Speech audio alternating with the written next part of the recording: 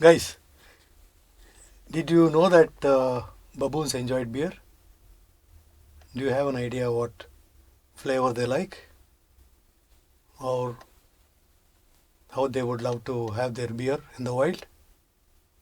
If you think they did, you're sad.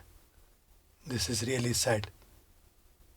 This unlucky baboon picked up a can of beer thrown out of the jeep by some moron. Do you know it is such a serious hazard to do this? You can't be more irresponsible than this. If you have trash with you, keep it with yourself. Don't throw your trash everywhere and anywhere. Save nature, save the wildlife.